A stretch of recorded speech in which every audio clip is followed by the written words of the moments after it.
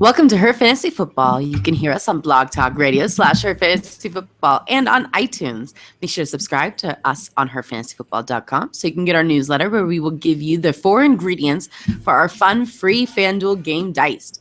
And a friendly reminder, make sure to tune in to our radio show on SiriusXM Fantasy Sports Radio from 9 to 11 Eastern on Saturday nights. Also, you can chat with us on Twitter at HerFantasyFB. I'm your host, Courtney.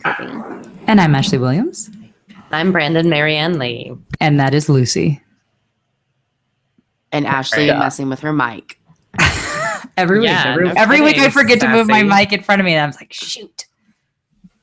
Jeez, every time. Mm-hmm. Well, guys, get them out of your lineups. The Arizona Cardinals, Chicago Bears, Cincinnati Bengals, Houston Texans, New England Patriots, and the Washington Redskins.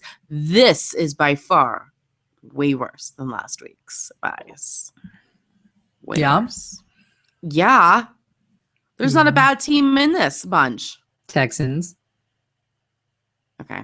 But still Lamar Miller and DeAndre Hopkins and Will Fuller. People still are believing, So even that, there's 3 viable people, It stinks. I don't know about you ladies. I looked at my teams and I was like, man, I have a lot of starters on bye this week.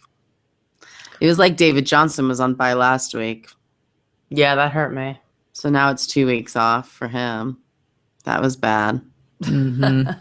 That was really bad. Howard came out of nowhere for the Chicago Bears. You did great. Congratulations. He was not too shabby. Julian Edelman still lost at sea. He's yet to be found. Bye-bye. Wilson. Where are you? And the tight ends. This is a big group of tight ends. If you think about it, top tight ends, Rob Gronkowski, Jordan Reed, Tyler Eifert, who had a great game last week, Zach Miller. Fedorowicz. Yeah. Hey, Fedorowicz, I'm loving it. I like Fedorowicz. Tight ends. Don't you judge. I like it. So yeah, this is a bit of a tough week. So we'll try to give you our best with the rest of these for people you can hopefully still pick up off the waivers. I just got Shakendrick West, so I'm hoping that works out for me this week. Let me know, Ashley. Will it? It might. Will it? I think it might. All right. Well, let's get into it. Thursday night game, the Atlanta Falcons, the Tampa Bay Buccaneers. That's you, Brandon.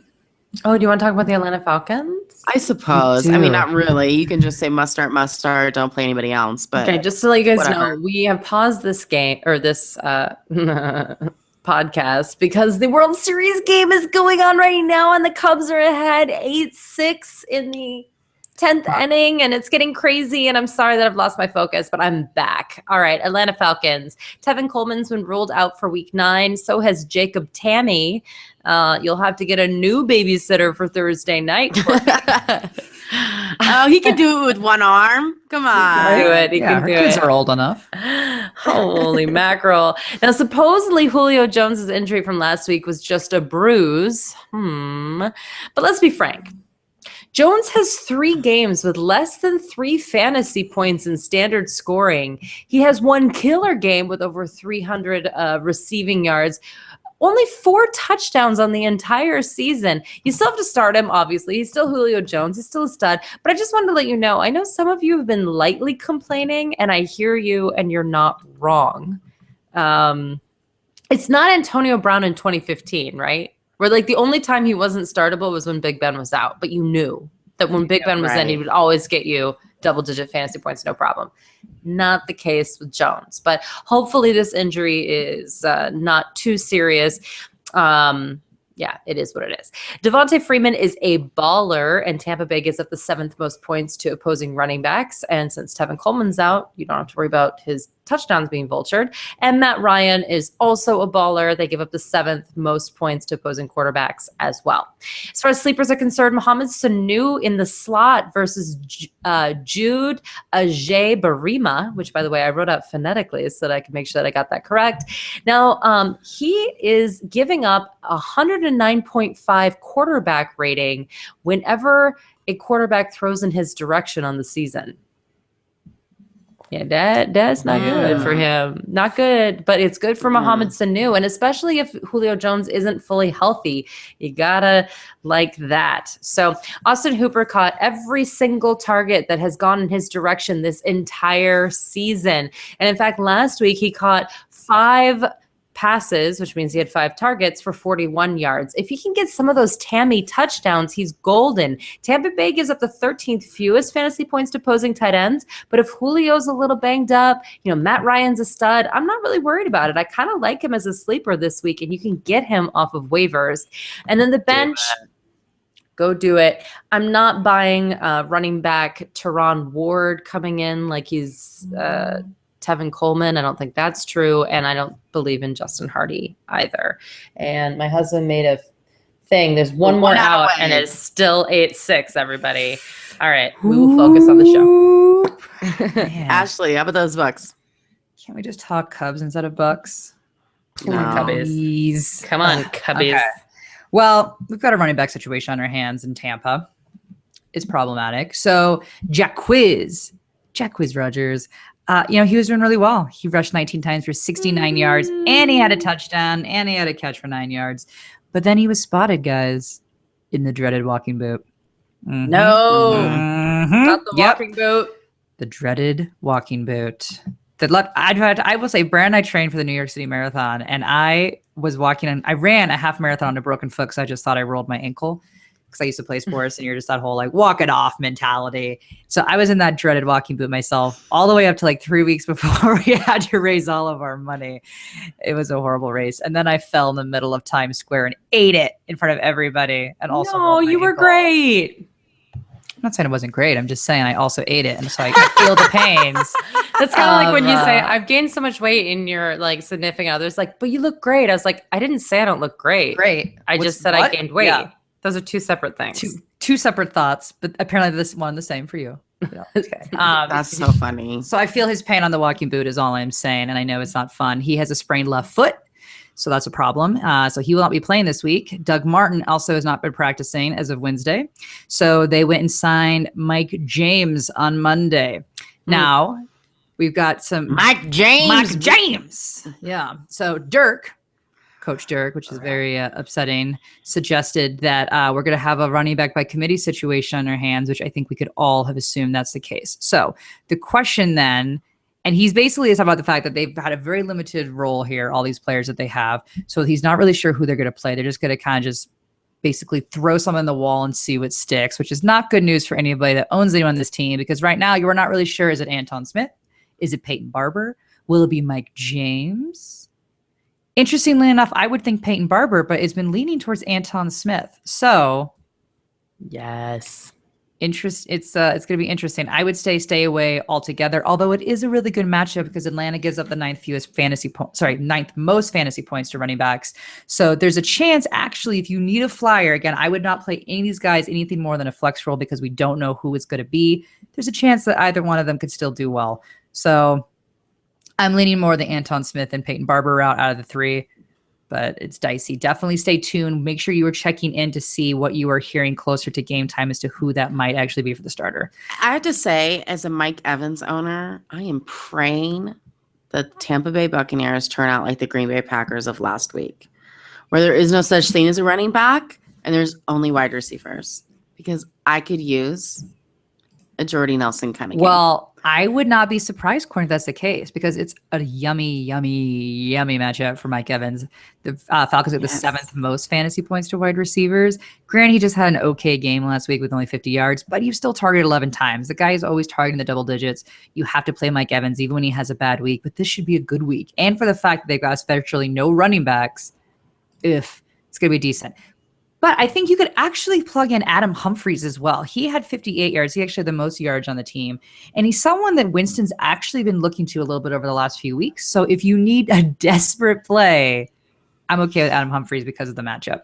Now, Jameis Winston also has a good matchup, whereas the Falcons have given up the absolute most points to quarterbacks. Now, what's interesting is he had a really good matchup last week against the Raiders. But didn't really do well. The Raiders give up about 300 yards per game in the air, and yet Winston did not deliver. He was only 16 of 32 for 180 yards. Granny had 2 touchdowns, but I was expecting a little bit more from him. So with this really good matchup, to get any yards passing when the Oakland Raiders are giving them all to you in penalties. well, True. that is true. The Also- Raiders, that game, intense. That Raiders Did was you- so good. Mike Evans is only averaging 1.4 yards after the catch. Do you know how terrible that is? I just want to tell you, that's one like step. the It's one step. bottom. Okay, so the people that are in his category are Jeff Janis, Justin Hunter. He's 113th in the league for yards after the catch. 113th.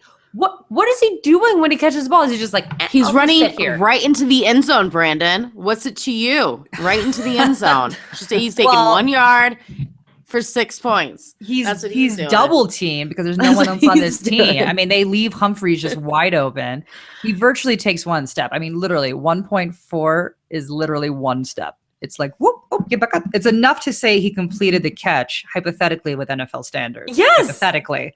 Barely enough to say he actually made the catch. But yeah, virtually. But you don't care because he gets targeted 10 times a game. He's tied with Benny Fowler. Yeah, I get it. Who's played like twice this year. Yeah. Mhm. Sorry, moving on. You still have to play him, though. You still have to play him. Now, Cameron Brate, he is someone I think you can also plug in because, as Courtney said, we've got a lot of tight ends that are out on bye this week. So Cameron Brate is a good option. He's got a really great matchup. They give the 6th most fantasy points to tight ends. He is someone that Winston does target, and he likes to target him in the red zone as well. So another good guy that you could possibly look for. And then I'll skip my other guys in terms of Russell Shepard, who is also a little bit injured, and Lewis Murphy that is not worth talking about yet because he's not healthy enough. All right, guys. No London game. Everybody gets to sleep in. Finally. It'll be nice. It'll be nice. Ashley's still recovering from our Halloween and wedding weekend. It's been a bad weekend. She's not 21 anymore. Whoops. I will say come Halloween's Wednesday my the following favorite. week. I went to one Halloween party for 20 minutes and I walked in and I sat down and I left because I felt so sick. Was. I'm still sick. I have 101 fever right now and it's been since Saturday. As You I'm should have drinking walked my- in. They've been like, "What's your costume?" You've been like, "The plague." No, I was Furiosa from a Mad Max, but you know. I take an ibuprofen and a 5-hour energy before I go to sleep, and I wake up fine. Is that the trick, Brandon? Yeah.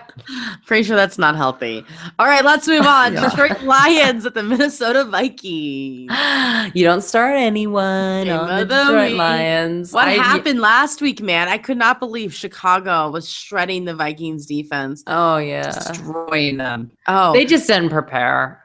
They didn't respect Cutler and they didn't prepare. These trap games are just so evident. You know, It's I easy had to that tell. feeling too. I was like, gosh, something's not right about this. They're going to say, oh, well, Cutler sucks. Well, that's true. But you still have to realize he's in the NFL. But he didn't Barely. suck. I He mean, still yeah. got a bomb of an arm. They did it. They won 8-7. Cubs won. Yep. Bottom of the 10th. The Cubs won. Congrats, honey. man. Come here. Give pop me a the hug. champagne. 108 years, and it's over. It's over. Congratulations. Congrats Over. to the Over. Cubs. Congratulations. Oh, Hopefully All right. this could be a metaphor for the 2016 election as well. All right, people. we're gonna You just skip. never know. We're gonna skip this matchup because it's too depressing. We're just gonna move on to something a little cheerier. Just kidding. Just kidding. Yeah, We'll no, do I mean, Detroit. listen, I will kind of agree with you. Eric Ebron got a lot of work last week, 7 catches off of 10 targets with 79 yards. He only has 1 touchdown on the season, but again, it's a horrible week for tight ends. You guys, I was ranking tight ends. I was like, do I have to do this? Yeah. Right. Terrible. Riddick, you might have to play as well. And man, they didn't pause on getting him back involved after being Nope. gone due to injury. He carried the ball 11 times for 56 yards, caught 8 of his 11 targets for 77 yards and a touchdown. He won't have that kind of game this week, but certainly Jordan Howard ran all over He them. might. So, hey, you know, I'm okay. I have to start Riddick in a couple leagues. I don't feel great about it, but I don't feel deadly.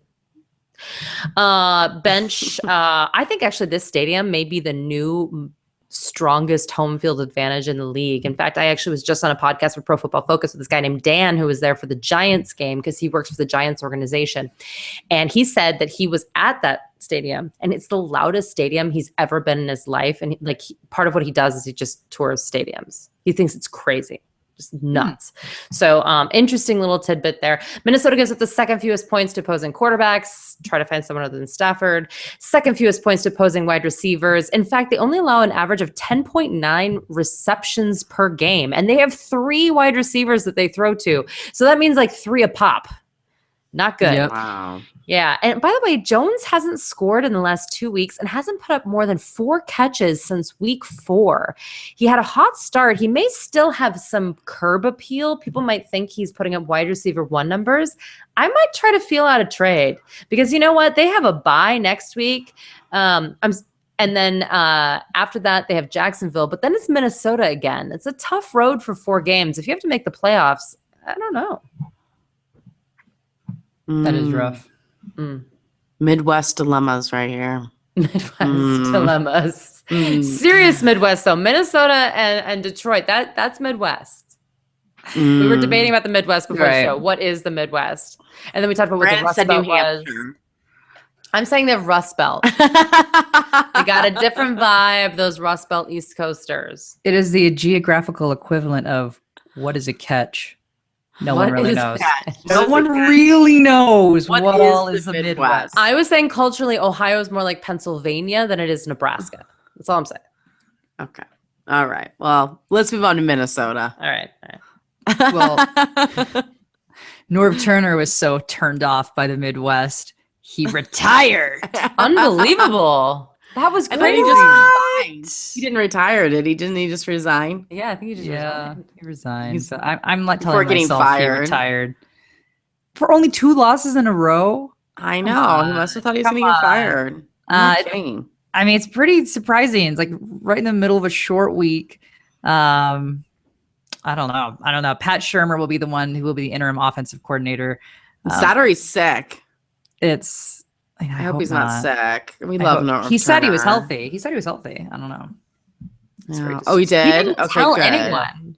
Do you know Sam Bradford found out from his wife because she got a notification on her phone, like from Bleacher Report or something? That. It's so bizarre. There's got to be more news that's going to come out in the next few days. Yeah, It's it's too sad. crazy that someone, especially like Norv, who's been in the NFL this long, would just resign midway through. I mean, there's a story. There's a story of brewing, Courtney. Maybe he has some weird emails going on, or Yeah, maybe he's going to be found out in Hillary's women are going to emails. come out.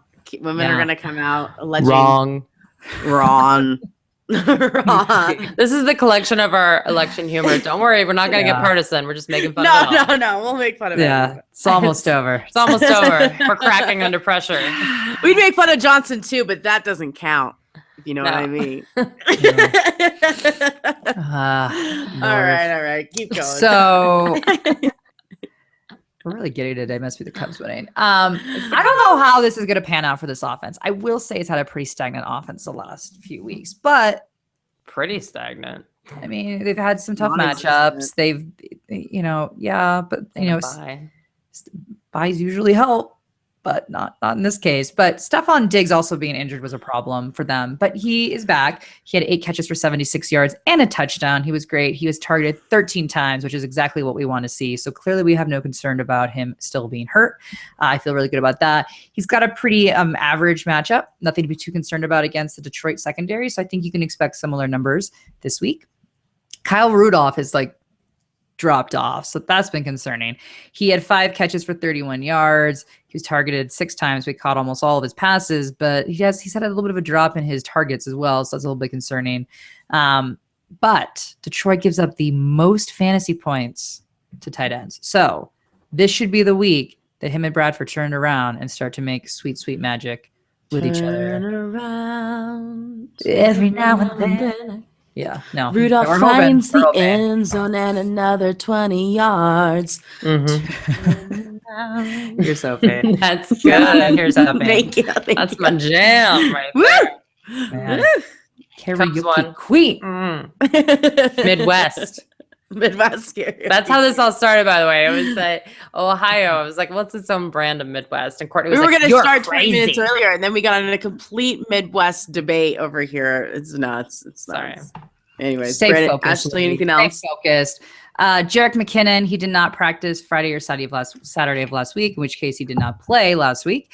But he is no longer wearing the walking boots. We've got bad news of a walking boot with Jack Quiz and good news of the walking boot with Jarek McKinnon. So he did not practice Wednesday, but he does feel better and he expects to play this week. So I think that'd be welcomed, as Matt Asiata only had 42 yards off 14 attempts. He did have 2 more catches for 36 yards. So he did okay, but the rushing was not exactly strong.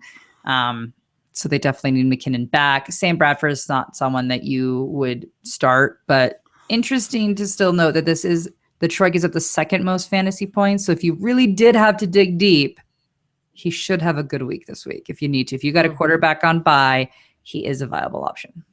I love that you're like, Minnesota has been stagnant. I think it's because Stephon Diggs has been injured. Must not have anything to do about that Teddy Bridgewater and Adrian Peterson guys, right? But they've been out since the beginning of the year. Line. They've been Or out, the offensive line. is bad. But Hey, the line's been there's so bad. many they've lost so many people. There's so many But they problems. started off okay. The offense was okay. yeah, they did. They Stephon started Diggs off was strong. doing But great. they're Rudolph getting was great. Yeah. McKinnon was doing well. And then the last 3 weeks has been a complete drop off. The offensive line has not changed. It is still a shit offensive line. You've got the same defense. The defense has been dropping off. So that's been part of the problem too. Is the defense has not exactly been playing up to snuff as they were. I don't know. It's just, I don't know what's going on. Maybe Norv leaving will be a good turnaround for them. Gotta hope. Oh, so sad. Philadelphia Eagles, the New York Giants. All right, start Eagles defense. Boom. 5 out of the last 7 games in double digits. 5 out of 7 games. There's only been 7 games for them. So yeah, they've got double digits. So they're a must start. Then we just move down. Okay, we're gonna just pop them down. Best next player I'm gonna have to say is Jordan Matthews. Matthews finally got a touchdown and over 50 yards. That's 11 fantasy points. But yeah, not only that, but he was targeted 14 times, which that's awesome. That's something that he hasn't done since week 1. So it's a decent matchup. So I would go ahead and say he's a decent wide receiver 3. Darren Sproles, we have him ranked number 25. Yes, Sproles, that's a thing. Last week, Sproles took over as the lead back unofficially. To say, Matthews is still the starter. No. But he has 113 more snaps than Matthews this year. So I would say that's pretty official. What I find interesting, everyone's like, well, he's had some fumble problems. I'm like, Matthews' whole career has been fumble and injury problems. I don't understand why this is confusing to anybody. It was just really weird last game, like him not playing the first quarter and then coming in for 4 rushes, giving him a touchdown, and then pulling him for the next half.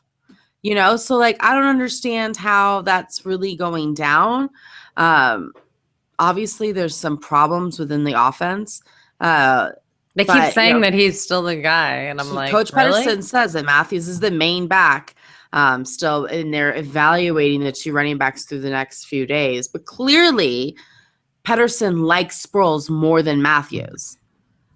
He's picking favorites, and Sproles is the one. So if you're going to pick either one of these guys, it's going to be Sproles. This isn't the best matchup for them, but I think that it's going to be weird to have Matthews in just like he was last week, so limited. Maybe he'll get the touchdown.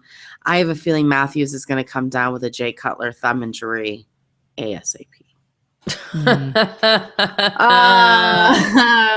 And on the bench, Carson Wentz. Wentz is no more than a streamer at this point with 3 games under 12 fantasy points and as many interceptions as touchdowns. He's just not a smart start against the Giants. Zach Ertz has not been able to do anything since returning from his injury. And the Giants are best at stopping the tight ends. So I would definitely look elsewhere. As of today, Josh Huff will be playing after being arrested on Tuesday for speeding, DUI, possession of marijuana, and carrying hollow point bullets, among other things. And yes, the Eagles are still playing. No way. Yeah, the Eagles are still playing him. What do you mean For supposedly? Shizzle. Supposedly what? I'm sorry, I didn't mean to cut you off. What No, is- I'm sorry. Supposedly he had is legally was carrying the gun, but they did arrest him on that. But I think that he actually did have a permit for the gun. But what But you about can't have that a permit for DUI the- and the possession of marijuana? I don't even care about those two. Why does he have hollow point bullets? That is not kosher, dude. Murder. No need. No need. Yeah, and the DUI and marijuana, obviously, it has to go through the steps through court before it can go through the steps of the NFL, which I just find complete BS. Morally, why are you playing him? Anyways. Well, Thank let's you. not discuss the Ashley. NFL and morals, huh? We don't have enough time on this show. The Cubbies won. Yeah. All right, we'll So get bad. to the Giants then. This will be quick because they were on a bye. So you're playing Odell Beckham Jr. He was limited in practice on Wednesday, but I expect him to play. Philly has given up the 10th fewest fantasy points to wide receivers, so it is going to be a little bit of a tough matchup for all of these wide receivers. But nonetheless, you are always playing OBJ. You are playing him. Now, Victor Cruz said that he is 100%. He is finally 100%. No knee or groin injuries. Knock on wood. Stay healthy, Victor Cruz. You're playing Cruz over, in my opinion, Shepard, mainly because I own him and I've benched him and I hate him now. No, I don't hate you. I mean, a little bit.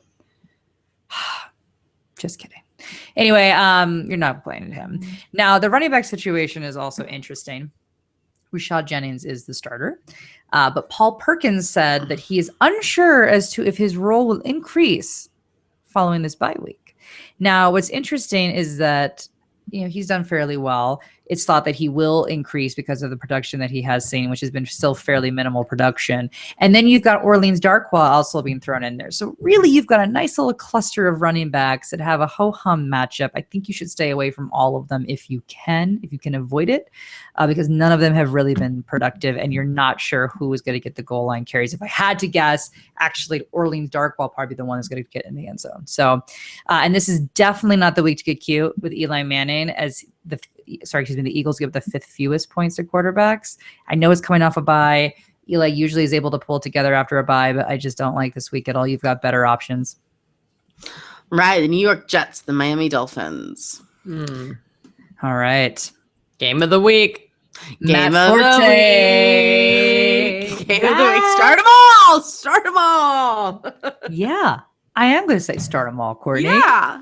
Yeah, Both teams. Let's just do it.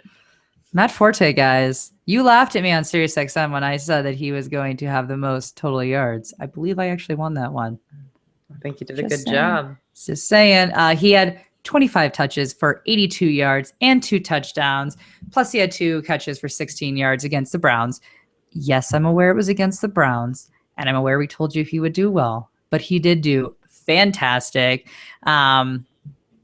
Just great. Now, the Dolphins defense is allowing 135 yards per game, which is the third worst in the league. Dolphins, they're the worst. The Dolphins. So Forte should have another great week. So I like him a lot. Now, Brandon Marshall, who was really cute, saying that he was all stressed out about being traded, and he made it very clear he did not want to be traded away from the Jets. The Jets are the Jets.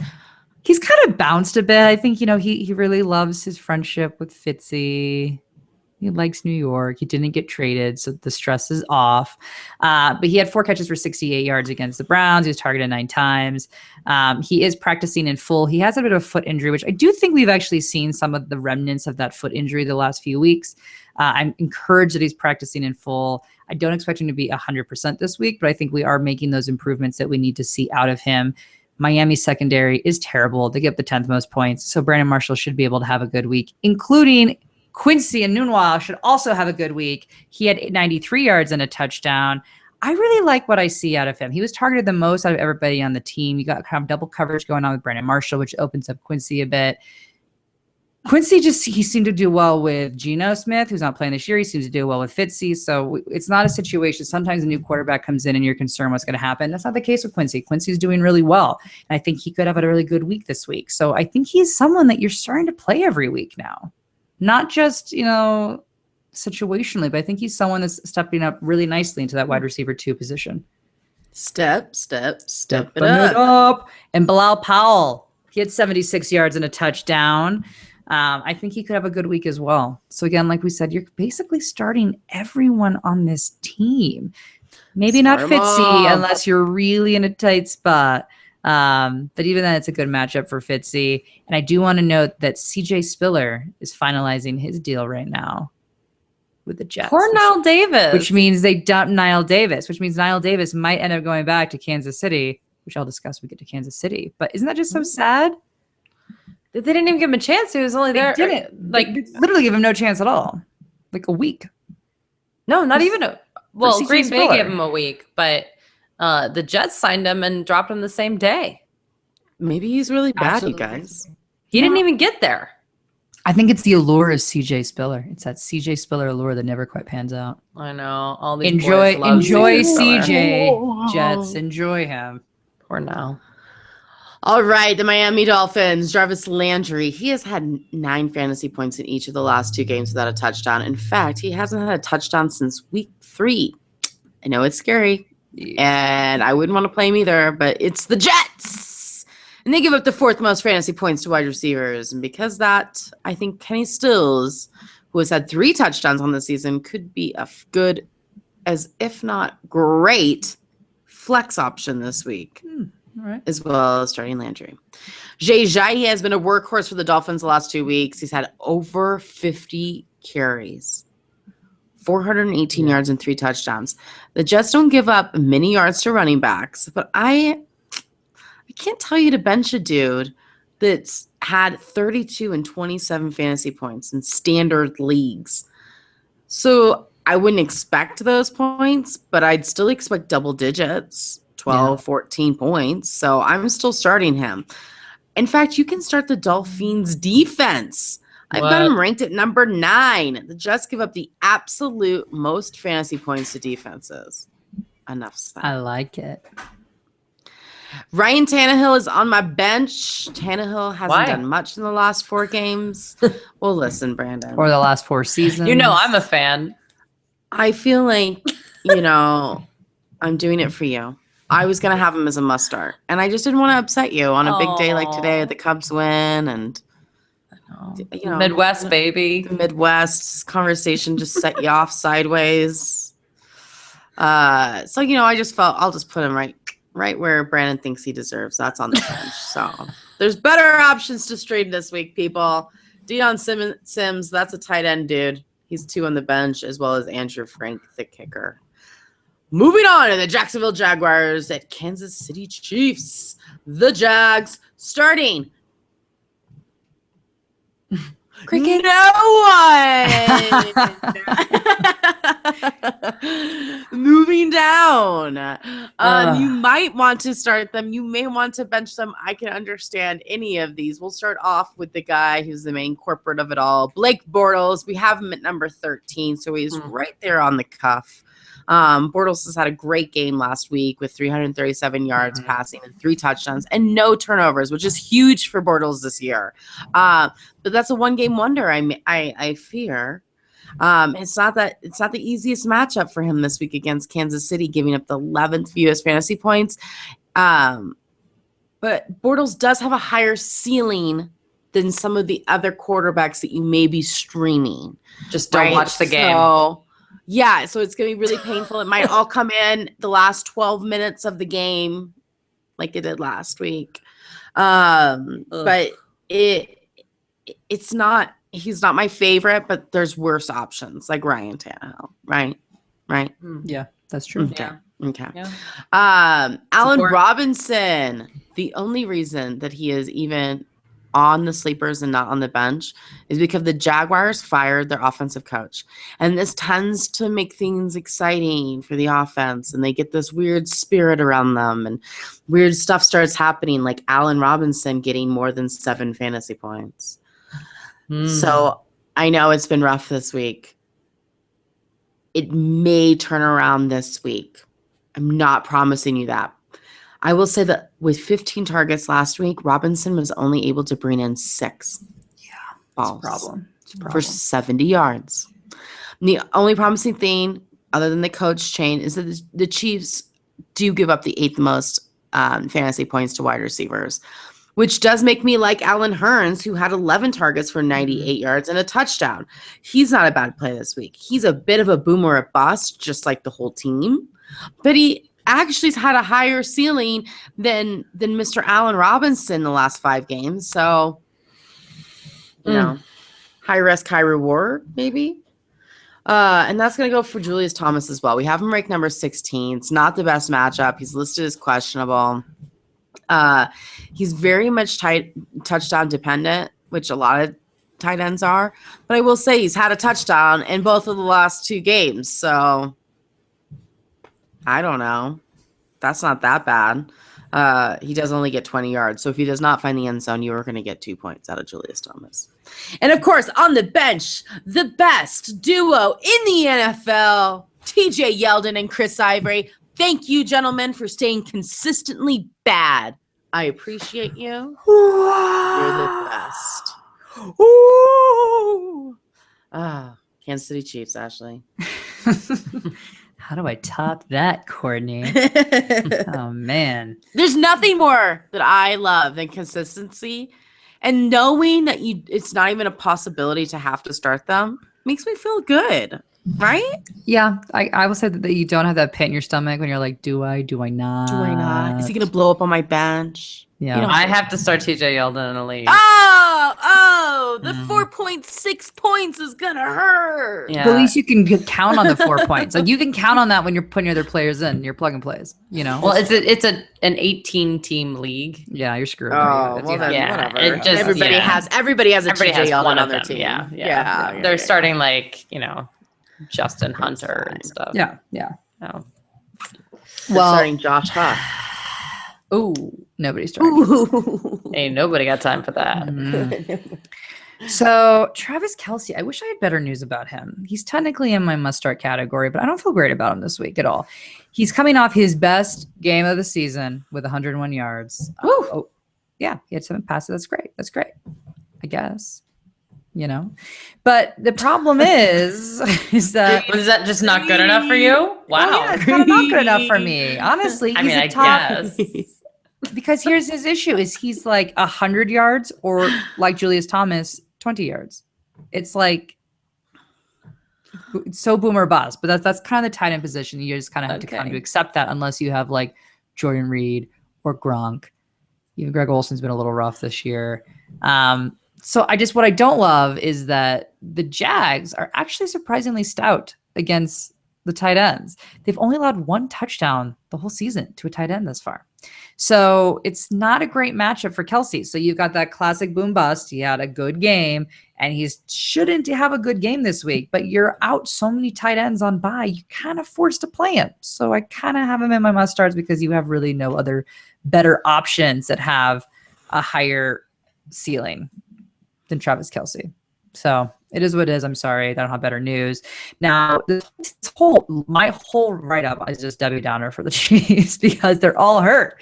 So Spencer Ware, he suffered a concussion during the game last week. He is still going through concussion protocol right now. So he did not practice on Wednesday. It's a fairly decent matchup as the Jags give up the 15th most fantasy points to running backs all season. But as of right now, it doesn't look like he's going to play, which does put Charkandrick West as the maiden back. As we discussed, there's a possibility that the Chiefs might go out and get Nile Davis, who was just released from the Jets.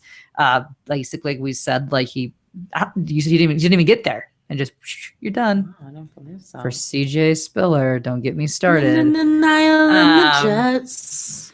And then that takes us to Jamal Charles, who's been ruled out because he had to have surgery on his knee again. So if his knee apparently was acting back up. So he's on IR. He had to get the knee surgically repaired. The severity is not necessarily clear as to what's going on. There's been rumors he could come back. He may not come back. And then because it's my absolute favorite, they signed Bishop Sankey because I cannot get away from him. I cannot get away from this man to save my life.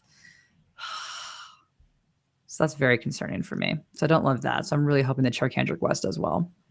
And then to more injury news, Alex Smith. So interesting. He left the game last week early, which was thought to be a concussion. And he came out with a little like cut on his ear. And then Foles was doing fairly well, but then they put Alex Smith back in. And then he had actually a pretty nasty hit. You could see his entire like helmet twisted around. Then he had to relive the game because of a concussion. But now we're being told afterwards that it actually was not a concussion, which is really interesting. But yet his head has still been ruled out for week 9. So I don't know if this head is the Cutler thumb, Courtney, because Foles looked fairly decent when he came in. Oh God, no. I don't know. No, what is going to happen, Ashley, is that the knock to his head, it's like one of those things that's like they get hit and all of a sudden they can see. Smith got hit and now he's going to be able to pass 20 yards. It's going to happen. So? Is it like that? Is it kind of like that movie, The Rookie or whatever, when we were children? The kid had the cast in his arm and then he got off and he became like a Pro Bowl, like a pro pitcher. Yeah, what's happening here, Courtney? It's exactly what's going to go down. Well, Nick Foles is not hoping for that. He actually looked fairly decent. 16 of 22 for 223 yards. He will get the start this week. It is actually a fairly decent matchup. The Jags give the 13th most fantasy points to quarterbacks. I am not telling you to start Nick Foles. I'll be very clear. I am not telling you to do that, but it is intriguing. For those of you who are playing Carson Palmer all these weeks, Nick Foles isn't that bad. It is an interesting matchup. So if you really you're desperate, it's not the worst person. I would play Foles over Tannehill. Is that crazy? No, I mean Tannehill. Come on, that's not even a hot take. That's like I played Case Keenum over Tannehill. Foles is not even like played like for we'll get to him how long later. now? Dallas Cowboys at the Cleveland Browns. Brandon. Give me some Dazzy. You were going to start everyone from the Dallas Cowboys. Dak Prescott keeps getting better. Last week, he scored a season-high 27.28 fantasy points against the Eagles. The Browns give up the 4th most points to opposing quarterbacks. Ezekiel Elliott has 18 or more touches in every single game so far this season. The Browns give up the 3rd most points to opposing running backs. Des Bryant was limited in practice, but that's going to be the new normal. They want to keep him healthy. Last week, he had his big return. He caught 4 of his 14 targets for 113 yards and a touchdown. The Browns give up the 5th most points to opposing wide receivers. Jason Witten only had 2 catches last week, but 1 was for a touchdown. And the Browns give up the 3rd most points to opposing tight ends. And you know I love Cole Beasley. As our friend Mike Wright from the Fantasy Footballers says, we're trying to spread the Beazles. Catch it. That was a great game. And the excitement around Witten was adorable. Oh, it was. And he was so pumped. He was like, he was so pumped. It was his first touchdown of the season, but you go, man. Yep. Otherwise, it's 4 catches for 40 yards. Always. Okay. Yeah. No sleepers and no bench, but I am going to say I have no comment, no inside information, and nothing really to say about the Ezekiel Elliott domestic violence investigation other than this is your time to pick up Alfred Morris just in case. If you've been relying on Ezekiel Elliott, I would just suggest doing that. This sounds like a bad situation. One that it sounds like he and his lawyers are going to fight adamantly. And I'm not making any accusations. I'm just saying the league also suspended Tom Brady for 4 games and he's unbelievably rich and powerful and still could get it overturned. If they make a decision, it is what it is. And I'm sorry. The Cleveland Browns. Start Gary Barnidge in PPR leagues. He has 5 sadder. Yeah, 5 or more targets in every week except for week 1 when he had like 0 points and everyone freaked out and decided to stop living. He's yet to score a touchdown. Why? Because it's the Browns. But hey, with 6 teams on bye, if you're in a PPR league, you're like, oh, okay, 3 catches for 50-ish yards, 8 points, solid. That's what he does every week. And Dallas gives up the 9th most points to opposing tight ends, so it's the best matchup of the week. We don't know if Josh McCown or Cody Kessler is going to be the starter quite yet. Cody Kessler is practicing since coming back from concussion protocol. A lot of people think it'll be him. We're hoping it's McCown. but we'll see. Duke Johnson has been more involved lately, and normally I like Crowell, especially since he's bouncing back as well lately. But Dallas gives up the second fewest fantasy points to opposing running backs. I think this is a tough matchup. You probably have to start them, but temper your expectations. And supposedly this is the week that Corey Coleman's going to come back. Keep your eye on those injury reports. The last time he played with McCown, he caught 5 of his 8 targets for 104 yards and 2 touchdowns. Dallas gives up the 13th fewest points to opposing wide receivers. If it's McCown, I'm playing him. If it's not, I'm trying to find something else. And Terrell Pryor, he's awesome. Even when he's dealing with a hamstring injury, he did not practice today. Now, last week he was limited almost the whole time and he still played and he had a great game. But he did not practice. It's a little bit of a downgrade. So watch that. FYI. And then Andrew Hawkins scored 2 touchdowns last week, but certainly if it's Kessler, but even if it's McCown, I wouldn't play him. Yeah, no.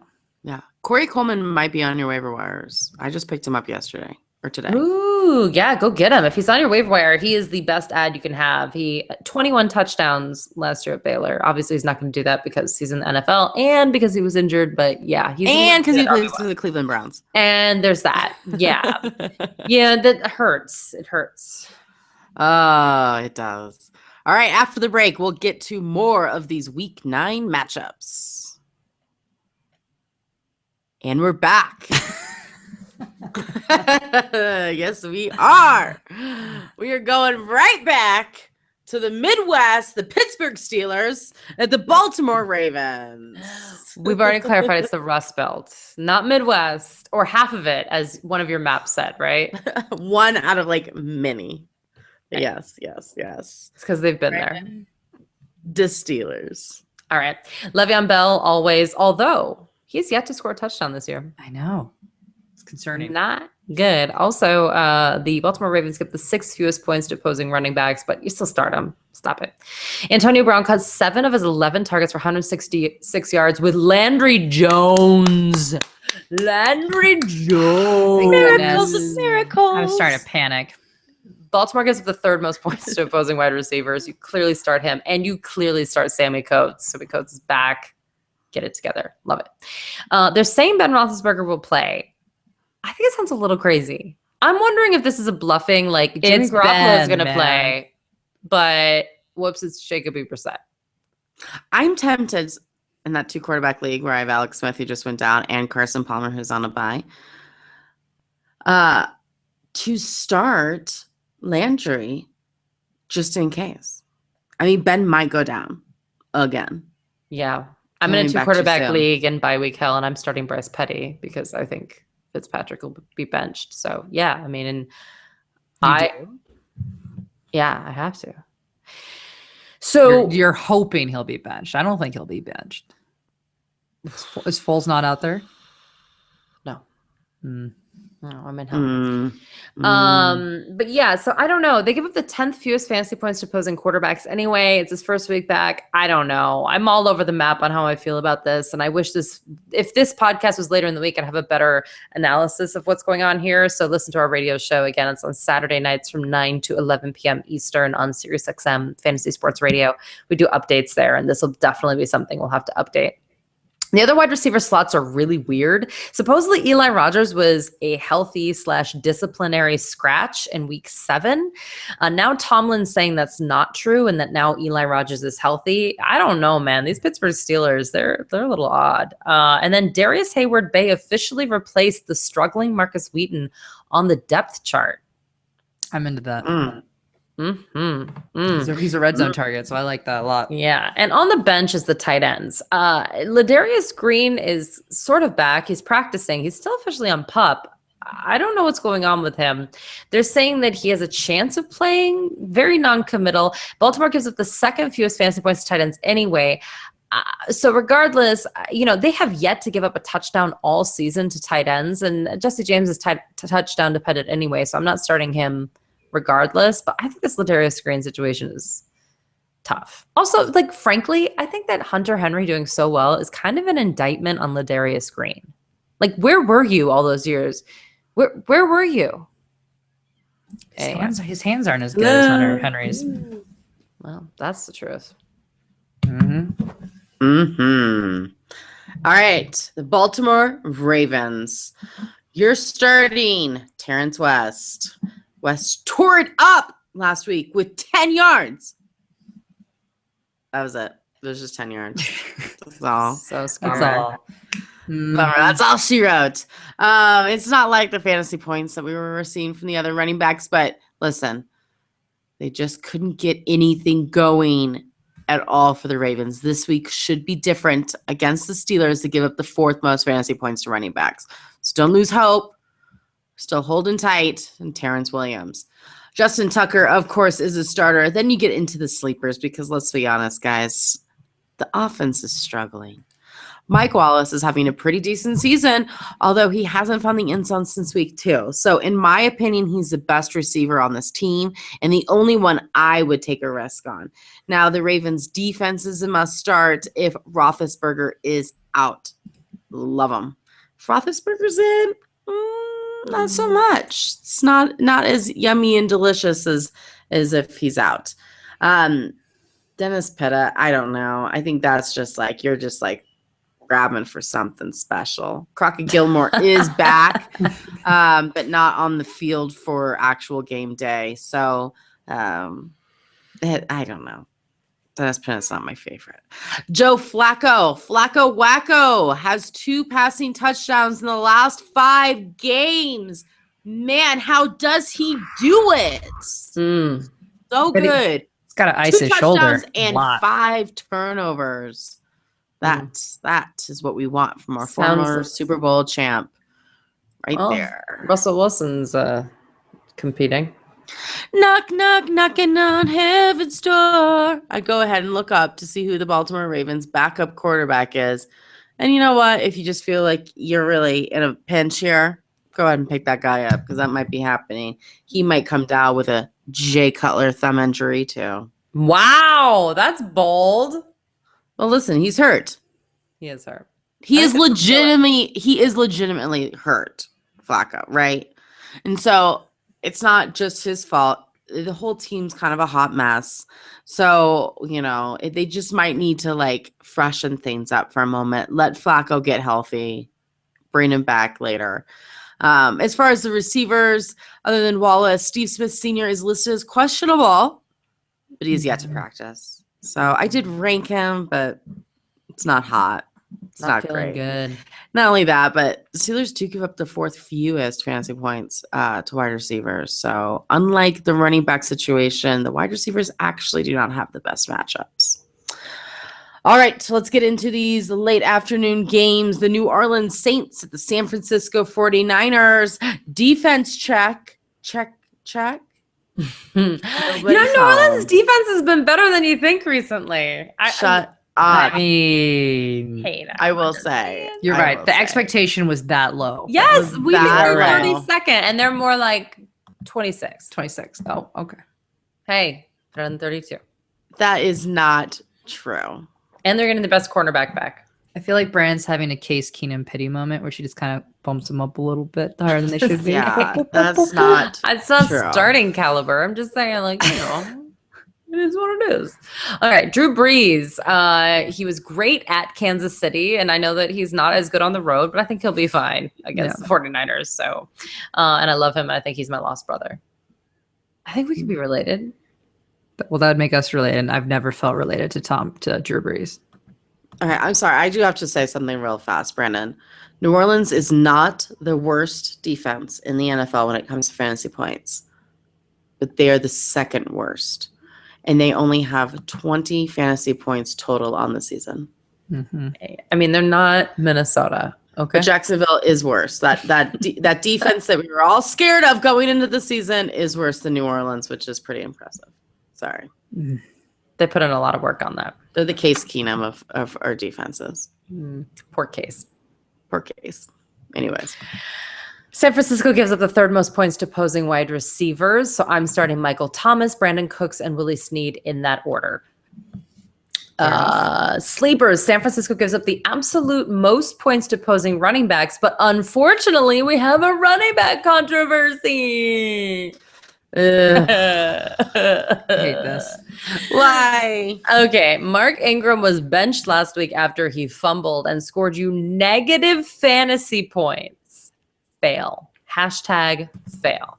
Tim Hightower got 26 carries, which is 10 more carries than they have ever given Mark Ingram, and he went for 102 yards. The coach says that Hightower has, quote unquote, definitely earned more time, and yet Ingram still has, quote unquote, a key role in the offense. Both are risky plays, but 6 different running backs have put up over 100 rushing yards on San Francisco out of 7 games.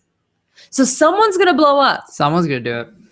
Is it going to be Ingram? Is this just coach speak? Is this them trying to motivate Ingram? Or do they just not like Ingram? A lot of people fumble. Like I don't know what's going on. I think it was a wake-up call. Either way, I don't know who you're starting this week, though. I think that it was 26 carries. Trying to get him back on track. I've never thought they would ever give anyone 26 carries. It is outrageous. It's 10 more carries than what they've given Mark Ingram all season. At the max. That's a little crazy to me. Anyway, Kobe Fleener also has only played in 34% of the team's snaps last week. That is way down every single week since his 77%, which was his peak in week 3. Josh Hill actually may have already replaced him on the depth chart, so risky. Ew, I hate that. Mm-hmm. 49ers, start them all. I have no starts. And how sad is that when you were playing the second worst defense in the league and I still have no starts for you? Sad. I have a little bit. Do you know that Tampa Bay plays New Orleans twice during the fantasy playoffs? Ooh. Delicious. Ooh. I just wanted to throw that out there. Wow. That's nice. Well, That's we'll nice. We'll get to nice. we'll just go right to the bench because that's where this whole team resides. Colin Kaepernick still remains a team starter against the Saints. The Saints will give the 10th most fantasy points to quarterbacks. But I can't, guys. You can't. I'm playing Nick Foles over Kaepernick. Again, You're on a Foles party right now. Well, I think it's more just I'm I'm on a hate train than a party, probably. And Kaepernick's on that train. He always has been, always will be.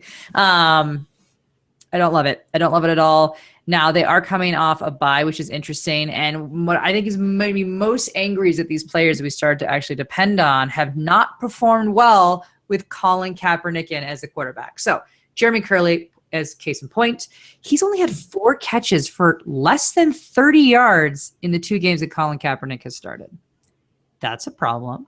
Now, he feels like they maybe be able to kind of create some chemistry from that bye week. I don't know if that's true. It might still be Torrey Smith. But even then, you're not loving Torrey Smith, so you can't really play any of them, despite the fact that the New Orleans gives up the 17th most fantasy points to wide receivers. So it's actually a decent matchup, but the problem is you just don't know who it's going to be, if anybody. Vance McDonald, who also is one of those guys that we could kind of depend on in terms of he was being targeted in the red zone. He was generally pretty good for a touchdown at least every other week. He's only had 3 catches for 49 yards since Colin Kaepernick is back. Another good matchup, but again, we can't trust it. Carlos Hyde, this one who usually is a starter, and I will grant you he might be in my sleeper category. But my issue is that even after a bye week, he had hurt his shoulder before they went to the bye, he's still wearing a non-contact jersey in practice. Not good. I don't love that at all. When you're coming off a bye week and you are still in a non-contact jersey, that is a problem. It is a great matchup. They give the 2nd most fantasy points to running backs.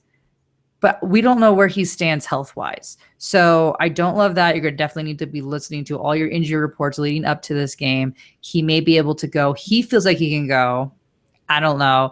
Now, what we do have an issue is that offensive coordinator Maddox says that Jawan Harris has earned more opportunities, kind of like Tim Hightower. He's definitely earning more playing time. But even with that, he only rushed for 39 yards off 11 carries. I don't know how that's really earning more playing time, but that's just me. But then we've got a situation where they got a running back by committee of, is it Chandron? Is it Mike Davis? Is it Jawan Harris? Will Carlos Hyde be able to play? We have absolutely no clue what is going on with this backfield at all, which tells me that you have to stay away from them altogether. Boom. Carolina Panthers, the Los Angeles Rams, the Panthers. You know where there's not a running back by committee? Carolina. Here. What'd you say? Said here. here. There's not here. The in here Panthers. as well. The Panthers. The Panthers. Jonathan Stewart has had 4 touchdowns and 180 yards in the last 2 games. I think that's amazing. I think if anyone can play well against the Rams, it's going to be Stewart this week. Plus, with 6 teams on bye, you don't have anybody better than getting over 20 fantasy points in the last 2 outings, do you? Do you? No. Cam Newton, we have him ranked number 5. This is tough. He had a tough game last week against the Cardinals, which we all thought he was going to have anyways. This week he faces the Rams. They're like kind of tough, not really tough. And Cam's a different kind of quarterback. So I think he's going to have a bounce back week this week. It won't be 12 points like last week. And I don't think it's going to be nearly as many as 27 points like week 6. So 18 to 21 range. I think that's solid. I'll take like that. it. I'll take it. Calvin Benjamin, you will get 7 to 9 fantasy points. If that is good enough for your team, then put him in. Only you know what you need, and that's what that guy's going to give you. You can play the kicker. You can play the defense. Yes, I said it. The defense for the first time this year. The Panthers are coming off a big game with 8 sacks, an interception, a fumble, and a touchdown. Now they go up against the Rams, and they're the Rams still, so that hasn't changed. So they give up the second most fantasy points to defenses. So go Carolina's defense. Oh, yeah, and you can bench the rest of the wide receivers because, no. All right, the Rams. Starting out for the Rams is a flex, and his name is Todd Gurley. Yes, we have moved him to the flex at this point in the season. We're in week 9, guys. It's not changing. It's not getting any better. I get it's against Carolina, but they could actually stop the run. They give up the 8th fewest fantasy points to running backs, and I think they're going to – all they have to do is take away Todd Gurley, which is what the other teams have figured out. Make Case Keenum throw, and you never know. Case Keenum might throw for those 4 interceptions like he did last game, right? So, to me, he's a flex. Gurley only has 3 touchdowns on the season and does not have a single game over 85 yards rushing. That's nuts. Stop it. Stop it. I know. It's not fun to talk about. I didn't draft him. All of the wide receivers on this team are boom or bust players. They all of them fall in this category. But I have to say, I think against Carolina, they give up the absolute most fantasy points to wide receivers. There's going to be a lot of booming happening over here. I like Britt the most, but I'm not against Austin or Quick in this matchup. If you're needing a receiver to put in, you're desperate. These are 3 guys that may have big games. They're not all 3 going to have big games. But I like Stills. I'm probably Austin and Quick. I think that's how I go. Maybe Quick than Austin, but again, it's all boom or bust, but they're yummy matchups. Rams defense is right there on the cuff. Carolina's give up a lot of fantasy points, but the Rams have kind of not been so good since week 4, so it's kind of a risky play. I don't mind Lance Kendrick this week, you guys, as we were talking about it. There's a lot of tight ends on bye, and I don't know. He sees targets. He's had 17. He's been targeted 17 times and has had 1 touchdown in the last 2 games. So that's nice. If you're looking for an upside, this week he faces the Panthers. They give up the 2nd most fantasy points to tight ends. That's another upside. So nice matchups, lots of targets. Not saying there's lots of touchdowns, but you never know. Dreams do come true. So he's not that bad. In Case Keenum, Brandon's so mean. She dropped him all the way to the number 24 out of 26 quarterbacks because maybe, I don't know, he threw 4 interceptions last time. I just let the so numbers judgy. speak to me. So judgy. He's only owned in 4% of the league, so we really need to stop talking about this guy, but I can't help it. I just can't. It's addicting. It is. It's addicting. And Greg Zuerlein finishes up the kickers at number 26. Dead. I ranked at the very bottom. Sad. Indianapolis Colts, the Green Bay Packers. They will have to throw the ball because the Green Bay Packers give up the absolute fewest fantasy points to opposing running backs, and their offensive line, let's just say, isn't stellar. Shall we? T.Y. Hilton is questionable and was hurt all of last game. And by the way, I had a FanDuel lineup that was such garbage because I had Julio Jones, T.Y. Hilton, Spencer Ware, Devontae Booker. Like literally, if anyone left the game, they were on my FanDuel lineup. Mine too. My lineup was horrible because of injuries. Like it was, I kept just like smacking myself. Like, it's not real. It's not real. So he came back in, but he was clearly still hurt. I think he has some serious issues with his injury. 1 catch, 20 yards. It was total garbage. Even if he plays, look for the team to lean on Dante Moncrief. Last week, Moncrief caught 4 of his 9 targets for 41 yards and a touchdown against Kansas City, his first week back from injury. And the Packers give up the 11th most fantasy points to opposing wide receivers. I'm still not in love with Philip Dorsett. I still don't love Chester Rogers or anyone else, but I definitely trust Dante Moncrief. You have to start Gore probably, but it's a tough matchup. Like I said, you've been warned. Freeman scored 2 touchdowns against them. TJ Yeldon did score 1 in week 1. TJ Yeldon. Woo, that was the one. That was the one. Zeke went over 100 yards, but no touchdowns. No one else has even come close. They're more in the 40 to 50 yard range and no scoring. So sorry. On the bench, Jack Doyle dropped down to 2 catches for 36 yards last week, and it looks like Dwayne Allen is on the mend. He's practicing. I just think it's too much of a disaster, and Green Bay gives up the 11th most points to opposing tight ends, but still, I think it's just going to be a timeshare, and we just don't know. I'd like to take a moment for Mr. Jordy Nelson. Finally. 94 yards and a touchdown against the Falcons, but still. Surprisingly, the Colts have given up only the 6th fewest fantasy points to wide receivers, so I'm not that concerned because there's so many darn weapons with everybody being injured still. So it's weird. They make it happen. Aaron Rodgers, he's on the up and up, isn't he? Last week, he tore it up with 246 yards and 4 touchdowns. That makes 7 touchdowns in the last 2 weeks, and he had more rushing yards than anybody else on the team. Or is that amazing? No? I mean, I can't decide if I should clap or cry. You know, it's not like both. you own any of these guys, so it's okay. You own Aaron Rodgers, so let's give it to him, right? That's my feeling.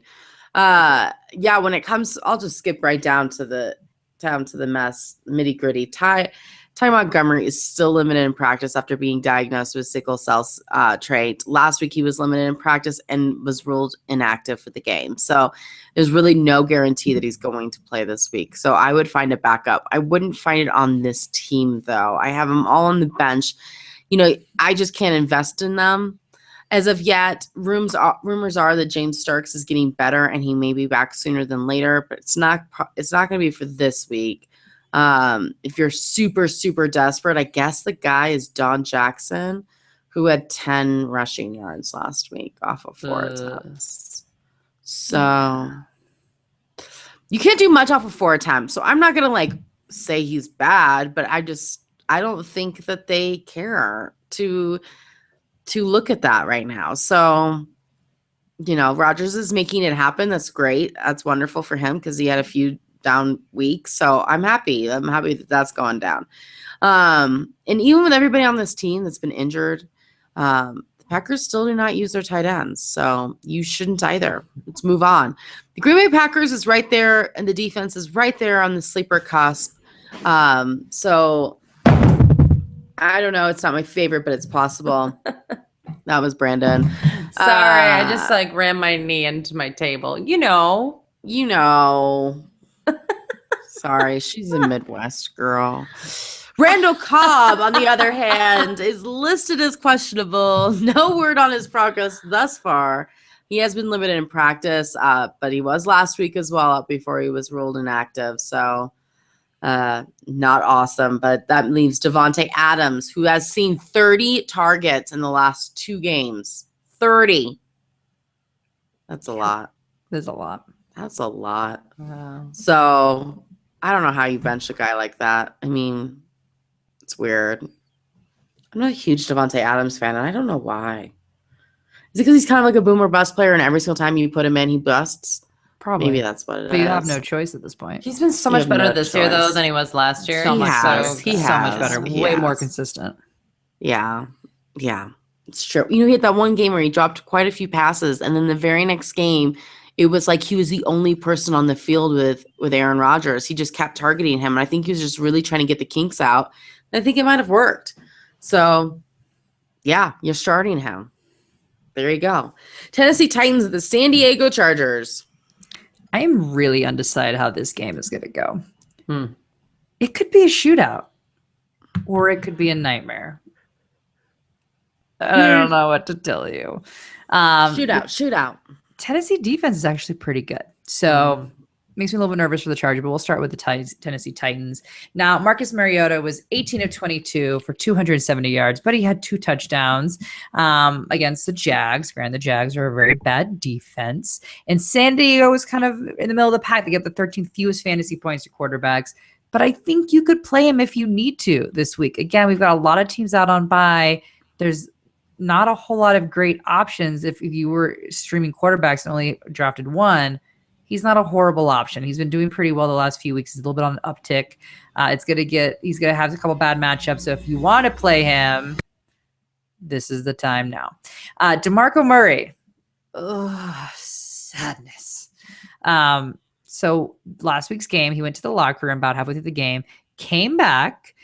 He did still have a great game, 21 carries for 123 yards and a touchdown, but he has got a bit of a foot issue. This is what brought him out of the game. He was able to still finish, but he didn't quite look 100% himself. He has had a lot of time to kind of make that heal, but he is considered day-to-day right now. He did get an MRI. It did not show any structural damage in terms of his toe, which is what's injured.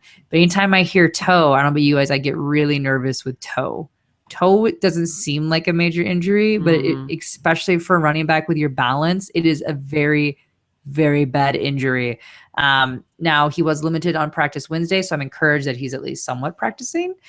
He thinks that he'll be able to go, and it is a good matchup because San Diego gives up the 6th most fantasy points to running back. So even if he is injured and he feels like he can play, I do still think he's worth playing because I think there's enough to go around between him and Derrick Henry, who I have as my sleeper, who was playing more than usual when Murray went out. He had 16 carries for 60 yards and a touchdown, plus he had almost 40 yards in the air.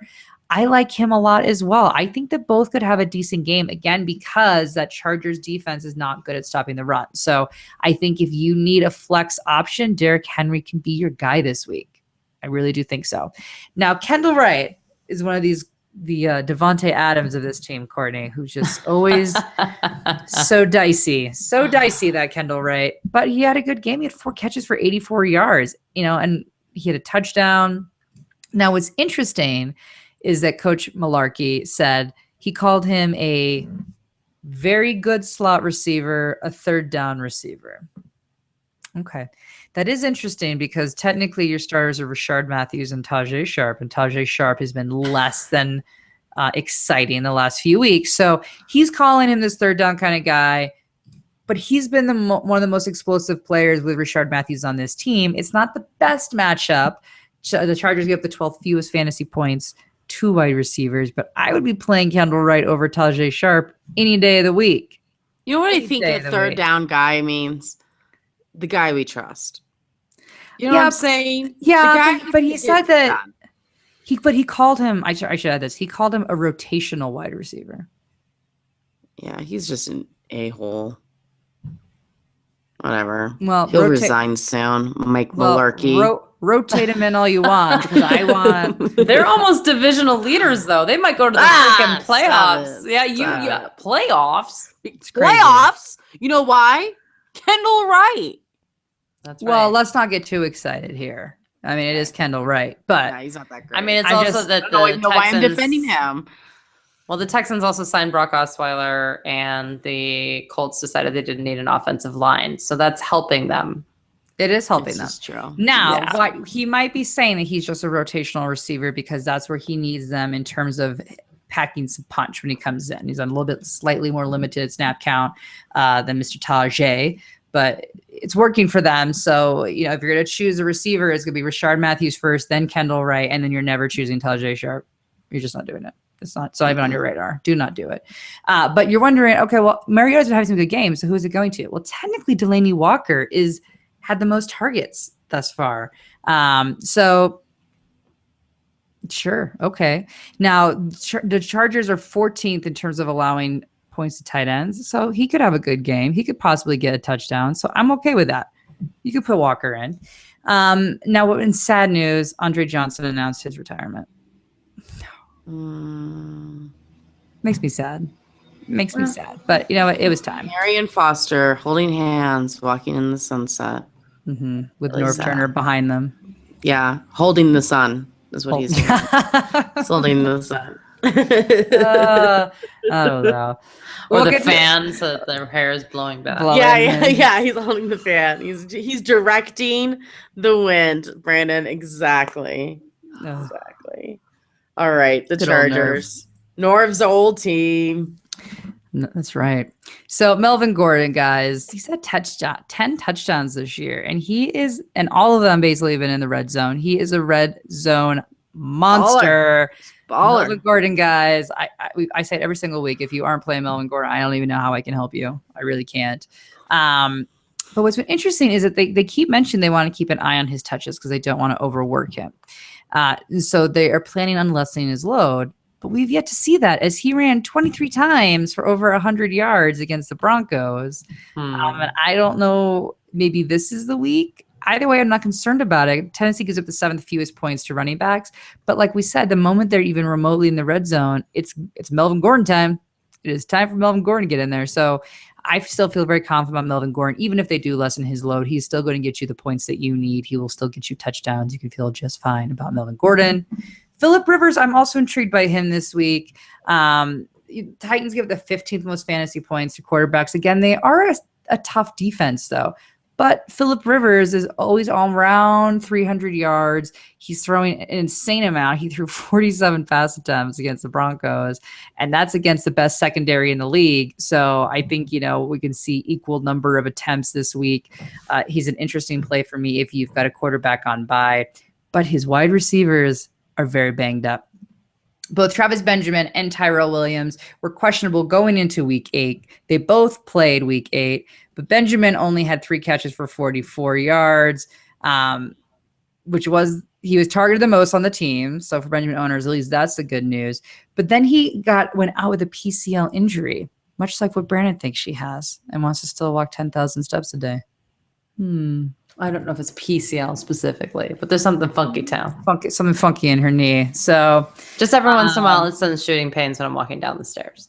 Yeah, that's not good. That's not good. But so Benjamin, It's not a tumor. What he has been dealing with this all season. So at no point have we sat there and thought that he was completely okay. He has talked about the discomfort that he's been feeling. He's still feeling it, and his status is uncertain for this week. Tyrell Williams only had 1 catch for 6 yards last week. He is also questionable. Neither one of them practiced on Wednesday, so that is concerning.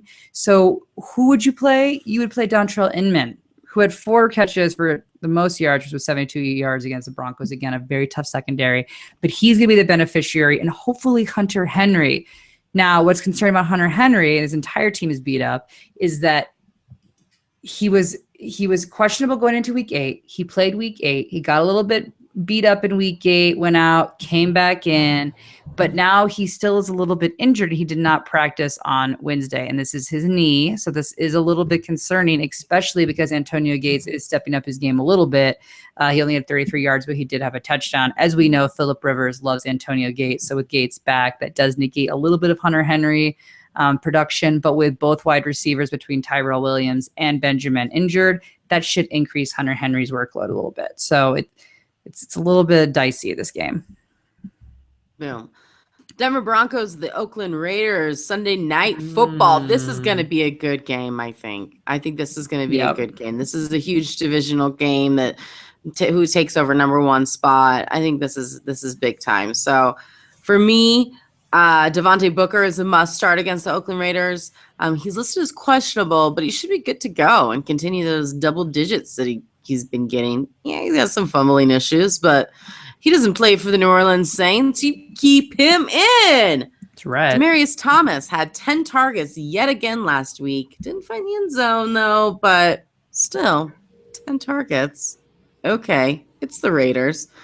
Broncos defense, obviously, number 1 in the league for fantasy points. We've got him ranked number 4. Brandon McManus, the kicker. You can go ahead and slide that guy right in.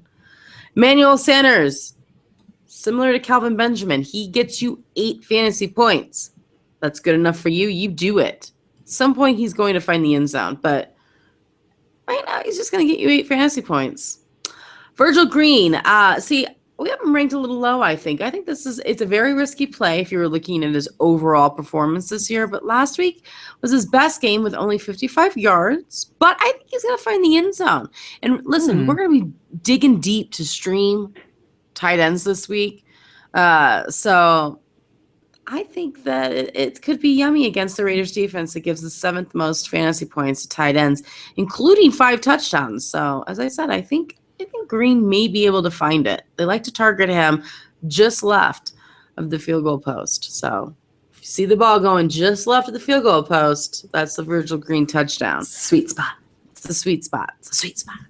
Unfortunately for him, they targeted him at the beginning of the season, but I think everybody watched their preseason film, so they knew that was going to happen. But now they've had a few weeks off. Virgil Green's been a little injured, so there's possibilities out there. Bench, Trevor Siemian. Don't do it. Stop yourself. Move on. Stop. Stop. Hammer time. In the name of love. A lot of songs in this before you Siemian yourself. Get over. That sounds very sexual. Yeah, Trevor. definitely Simeon yourself. Trevor. It's something I'm not going to be saying to my husband anytime soon. Oakland Raiders, you're going to start no one. That's right. The Denver Broncos defense is legit. That's right. You probably have to start them, but I'm sorry. Denver gives up the absolute fewest points to opposing quarterbacks.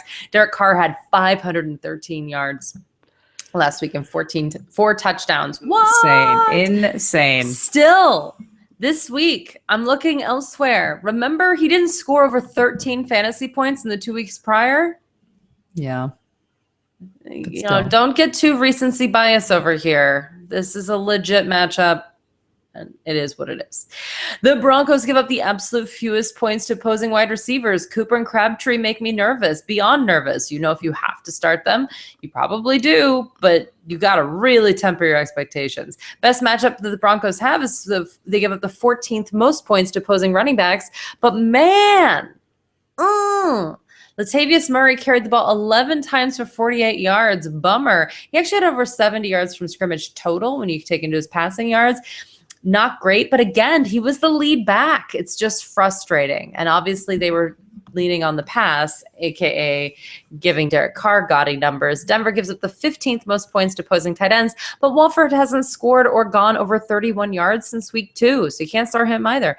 But, for the bench, there's 6 teams on bye, so you may have to start the people I don't want to start. That's right. Anything may be possible this week. Mm-hmm. Monday night game. We got the Buffalo Bills, the Seattle Seahawks. Here's the deal, guys. The Bills are going against the Seahawks. So, I don't know. I'm not starting anybody. I'm not doing it. LaShawn McCoy is listed as questionable. Rex Ryan says he feels good about it, but Rexy is a dirty liar the majority of the time. So, I don't feel good about LaShawn McCoy. Go ahead and put him in your lineup right now, but you better be finding somebody else to replace him come Sunday morning because it's a Monday Night Football game, you guys.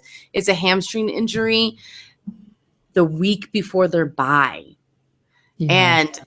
And so you say, maybe they'll get him in. Well, they already put him in not last week, but the week before, and he got re-injured and got you 1 fantasy points.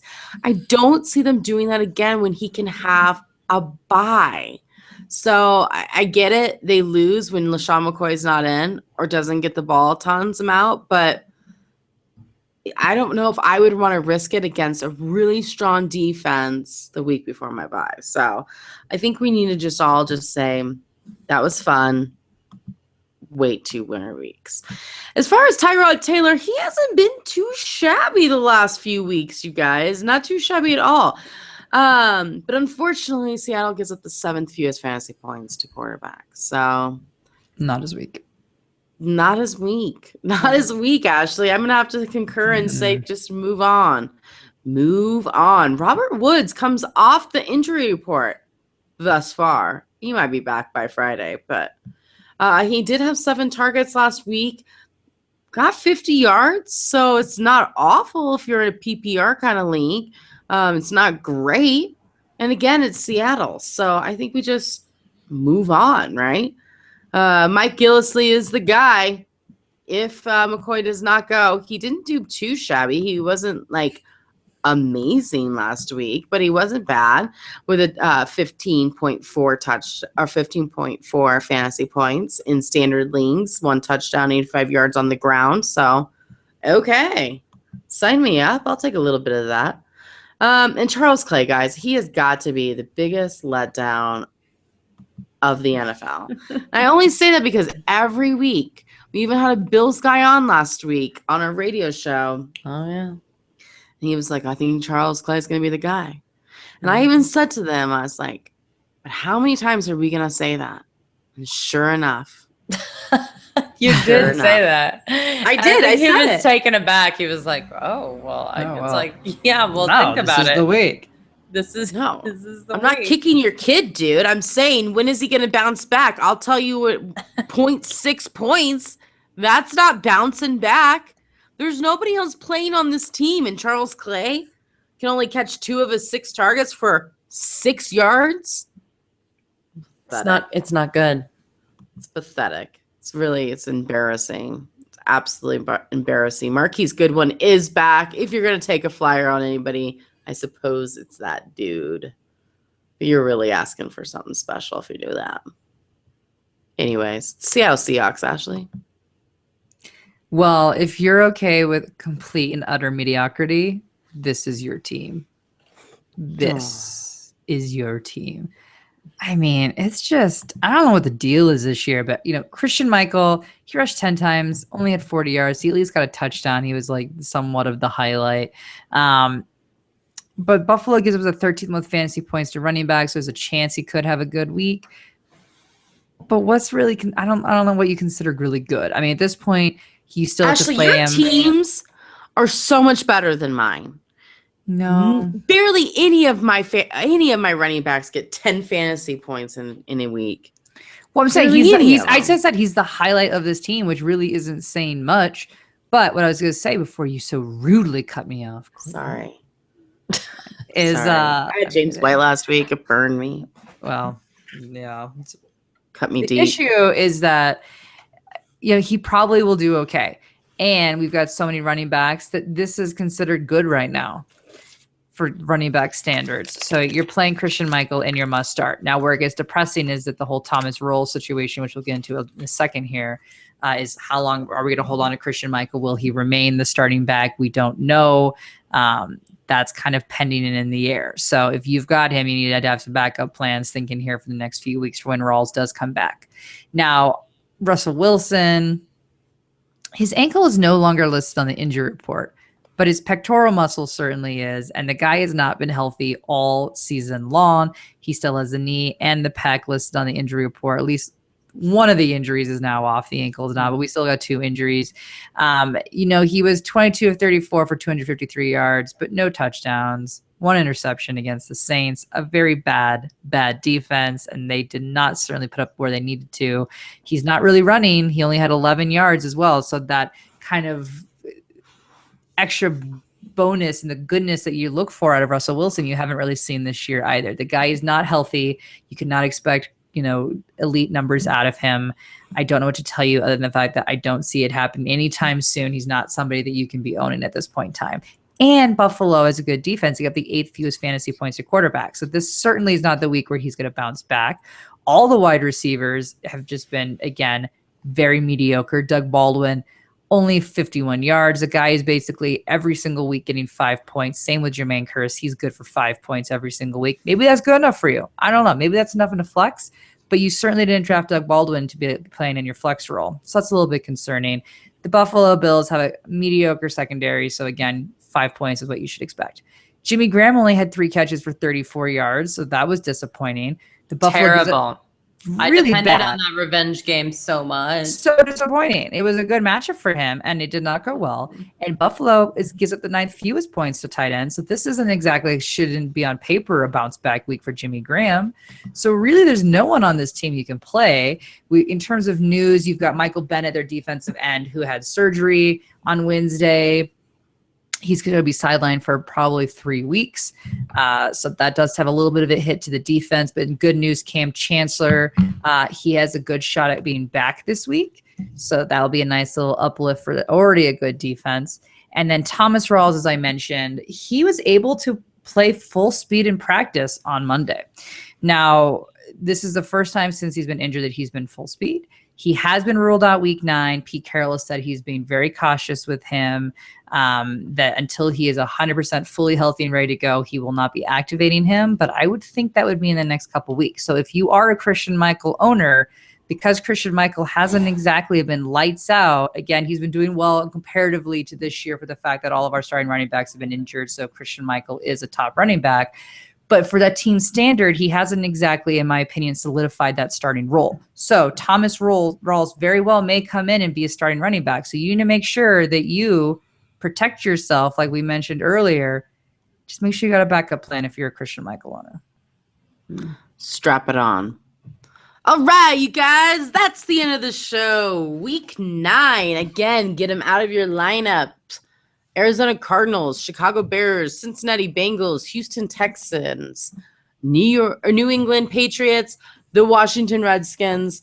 And after today's show, it looks like the Buffalo Bills, the Jacksonville Jaguars, and the Detroit Lions. So we gotta get them out. Yeah, get him out. Do we need to do? Do we need to do? Out. Tough week, guys. Tough week. Consider it an extra London game.